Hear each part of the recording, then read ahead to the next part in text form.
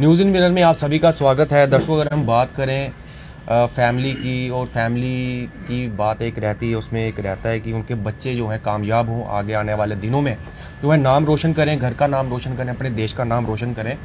वहीं पर अगर हम बात करें JKS एग्ज़ाम की, तो कल JK एग्ज़ाम की जो है लिस्ट निकाली गई, जिसमें जी जम्मू कश्मीर के जो छात्र थे जिनका नाम समीर इब्राहिम चौधरी है, उन्होंने जो है 106 पॉइंट लेकर जो है जो रैंक है हासिल किया है। और उसके बाद से उनकी फैमिली जो है काफ़ी खुशी दिखाई दे रही है, उनकी फैमिली में काफ़ी खुशी दिखाई दे रही है, और उनके अंदर भी एक काफ़ी खुशी दिखाई दे रही है। और उसके साथ ही उन्होंने अपनी फैमिली का भी नाम रोशन किया है, और साथ ही साथ में अपने देश का, अपने जम्मू कश्मीर का नाम भी रोशन किया है। ज़्यादा बातचीत हम करेंगे समीर चौधरी जी के साथ। समीर जी, सबसे पहले तो बहुत बहुत मुबारकबाद आपको कि जिस तरह से आपने 106 रैंक जो है हासिल करके जो है अपना ही नहीं, साथ में अपने परिवार का, अपने देश का, जम्मू कश्मीर का नाम जो है रोशन किया है।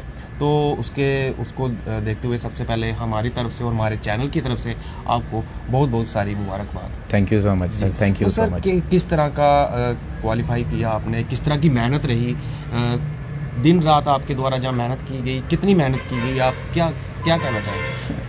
सर अपनी मेहनत को मैं क्वांटिफाई तो कर नहीं सकता कि मेरी कितनी मेहनत थी। जी जी। बस मैं ये कह सकता हूँ कि इसकी पूरी जर्नी ऑलमोस्ट 4-5 इयर्स की एक जर्नी थी, जिसमें हर एक स्टेज पे कुछ ना कुछ मैंने सीखा है। जी।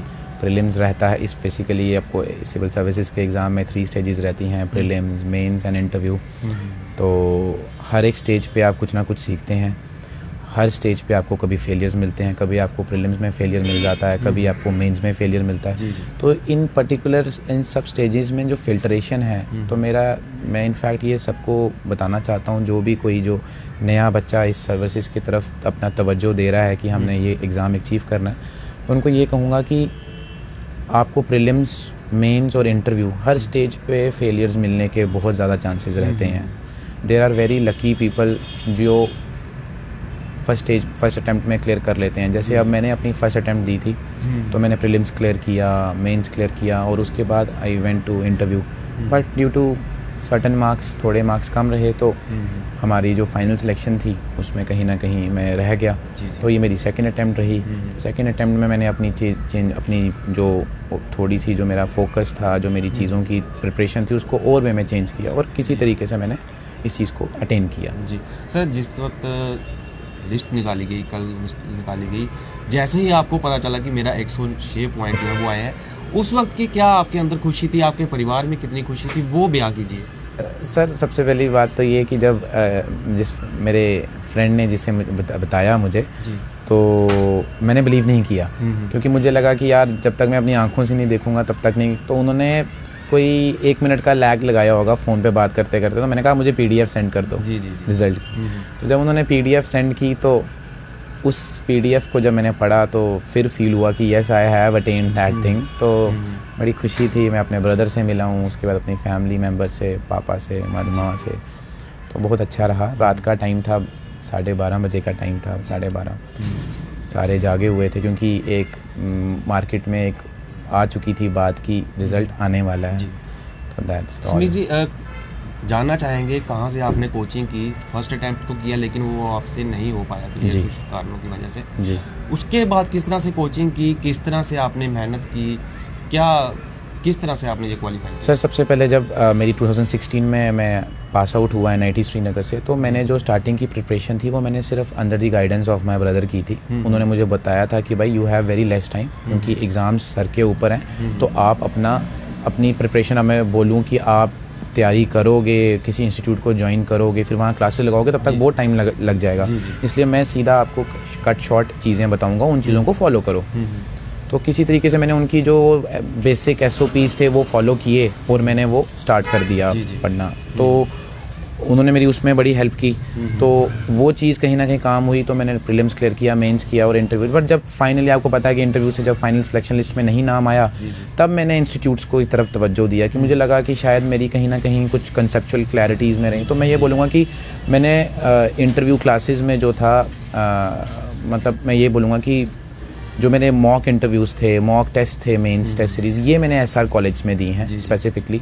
प्रवीण सर का वो इंस्टीट्यूट है, बहुत अच्छे तरीके से उन्होंने मुझे गाइड किया, हर चीज़ों पे उन्होंने बोला कि बेटा आपने ये चीज़ें करनी है। तो मतलब मैं ये कहूँगा कि आप प्रिपरेशन जैसे भी करते हैं, आपके mock interviews, mock test, mock mains test series, mock prelims, जितने भी मॉक्स हैं आपको देने हैं। क्योंकि आप सोचेंगे कि आपने नॉलेज बेस गेन कर लिया, आप टेस्ट सीरीज़ नहीं देंगे तो आई डोंट थिंक सो वो आपको रिजल्ट्स देंगे। वहीं समीर जी, अगर बात करें जो बच्चे, जो कैंडिडेट्स हैं वो क्वालिफाई नहीं कर पाए, कहीं ना कहीं रह गए, उनके अंदर भी एक ना अफसोस हो रहा होगा। बिल्कुल। कि हम भी अगर क्वालिफाई कर पाते, आज हम भी किसी इंटरव्यू का हिस्सा बनते, अगर देख रहे होंगे आपको, बिल्कुल, तो उनको क्या मैसेज रहेगा आपकी तरफ से? उनको यही मैसेज है कि सेम चीज़ मेरे साथ 2019 में हुई थी जी। तो मेरे हार्डली 7-8 मार्क्स कम पड़े थे इंटरव्यू में, तो मैं उस चीज़ से आउट हो गया था।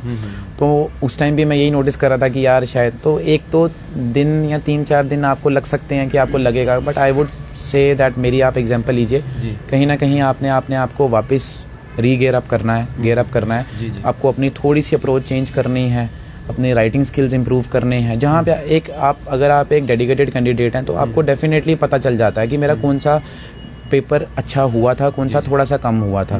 केस एग्ज़ाम जो है आपके द्वारा क्वालिफाई कर लिया है, अब आपके आगे का क्या एक्शन रहेगा? कि आप सिविल एडमिनिस्ट्रेशन में जाना चाहेंगे या पुलिस की सर्विस को प्रेफरेंस देना चाहेंगे?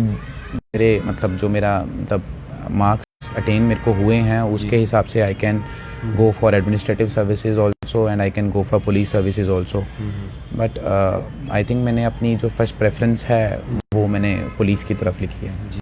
अगर आप मान लीजिए पुलिस में जाते हैं तो क्या क्या चेंजिंग्स वहाँ पे ला सकते हैं? जिस तरह से आजकल देखा गया है कि पुलिस ड्रग्स की तरफ काफ़ी ध्यान दे रही है कि जम्मू कश्मीर में ड्रग्स को कम किया जाए। बिल्कुल। कई तरह ड्रग्स पकड़ी भी जा रही है, तो आपका क्या रहेगा? ड्रग्स की तरफ रहेगा ज़्यादा कोशिश उसकी, या और? सर देखो, सोसाइटी में तो प्रॉब्लम्स बहुत हैं। जी। जैसे अब आप देखें कि अगर पुलिस के एंड पे अगर आपने डील करना है तो आपकी लॉ एंड ऑर्डर प्रॉब्लम्स बड़ी हैं। जी। कहीं पे धरना है, कहीं पे कुछ ना कुछ कहीं कभी कर्फ्यू इम्पोज होते हैं, कभी कोविड के टाइम पे रिस्ट्रिक्शंस इम्पोज होती हैं। उसके बाद आपने जैसे अभी ड्रग्स का बोल दिया, तो आप एक चीज़ बोलें कि मेरा एक पर्टिकुलर इसी चीज़ पे मैं फोकस रखूँगा, तो मैं ऐसा कहूँगा कि वो बाकियों के साथ ज़्यादती है, क्योंकि बाकी चीज़ें भी मुझे कॉम्प्रिहेंसिव वे में डील करनी है। ड्रग्स के रिलेटेड तो मैं एक चीज़ बोलूँगा कि हमारी जम्मू कश्मीर पुलिस द्वारा ये ऑपरेशन संजीवनी एक चल रहा है, उसके अलावा भी आपको स्क्रूटनाइज़ करना है कि अच्छे से पूरा डिटेल मैप बनाना है कि ये चीज़ें कहाँ से आ रही हैं, इनकमिंग कहाँ से और इनकी आउटगोइंग कहाँ से है। तो आपको ये चीज़ें पता चलेंगी कहीं ना कहीं क्रॉस बॉर्डर ट्रेड है, क्रॉस बॉर्डर जो टेररिज्म, जो ये चीज़ें चल रही हैं, इन चीज़ों पे आपको एक प्रॉपर वे में एक डिटेल्ड एनालिसिस करना है। तो इस चीज़ में आपको अपने पुलिस पर्सोनल ट्रेन भी करने हैं। सिर्फ मुझे ये नॉलेज है, बाकी मेरे जो मेरे साथ फोर्स है या जो भी है, उनको अगर इन चीज़ों के बारे में नहीं पता, they won't be able to perform well. अगर फॉर एग्जांपल हमें टीम वर्क करके काम करना है, सबको मिलके काम करना है, तो मेरे टीम मेंबर्स को भी तो पता होना चाहिए टारगेट क्या है, उनके बारे में पता होना चाहिए कि इस चीज़ों से होता क्या है।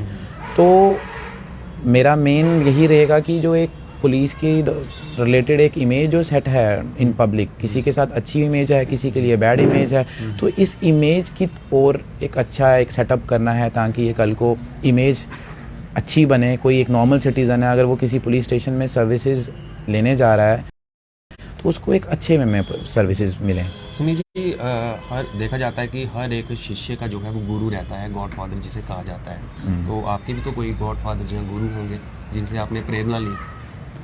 Sir my brother Suhail Ibrahim, he has always been that guiding force for me. वो being a senior to me, उन्होंने मुझे एक चीज़ पे बोलते रहे कि यार ये करना है, वो करना है, ये करना है। कभी कभी बीच में ऐसा भी होता था मैं इरिटेट भी हो जाता था।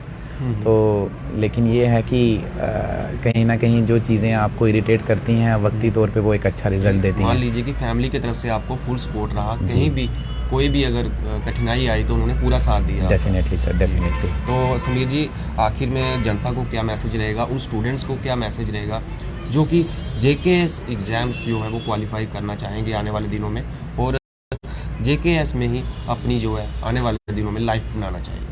मेरा एक ही मैसेज रहेगा कि जो भी बच्चा अभी ग्रेजुएट होके अभी सर्विसेज की तरफ अपना तवज्जो ले रहे हैं, उनके लिए मैं यही कहूँगा कि आपका सुपर इंटेलिजेंट होना इज़ नॉट मैंडेटरी। आप अगर एक नॉर्मल स्टूडेंट हैं, आप अपने मेहनत से और अपने पैशन से अगर आप इस चीज़ के लिए तरफ तैयारी करेंगे तो you will definitely achieve your destination. और रही बात उन बच्चों के लिए कि जो अभी जो इंटरव्यू से आउट हुए हैं, तो मैं तो उनके लिए I always said there is always a thumbs up for you guys. आप लोग मेंस क्लियर करके इंटरव्यू तक पहुँचे हैं, चाहे आपके 10 नंबर से रहे, चाहे 20 नंबर से, चाहे 30 नंबर से, तो आपको अपनी कुछ ना कुछ चीज़ों में कमी महसूस होगी। कोई भी बंदा ये कह नहीं सकता, वो मेरे ख्याल से बेवकूफ़ी होगी कि कोई बोलेगा कि यार मैंने तो अपने परफेक्ट आंसर्स लिखे थे, because perfect answer is a myth. No one knows कौन सा आंसर परफेक्ट है। तो अपनी उन चीज़ों को थोड़ा इम्प्रूव कीजिए, आप अपनी गेयर्ड अप वे में आएंगे और ऊपर वाले का साथ हमेशा बनाए रखें। स्पिरिचुअल वे में भी, आप रिलीजियसली भी, आप अगर अपने ऊपर वाले से मांग रहे हैं चीज़ें, तो डेफिनेटली आपको क्यों नहीं अचीव होंगी वो चीज़ें। बहुत बहुत शुक्रिया समीर जी हमसे बात करने के लिए। Thank you so तो much. ये थे हमारे साथ समीर जी जो कि हमसे बात कर रहे थे।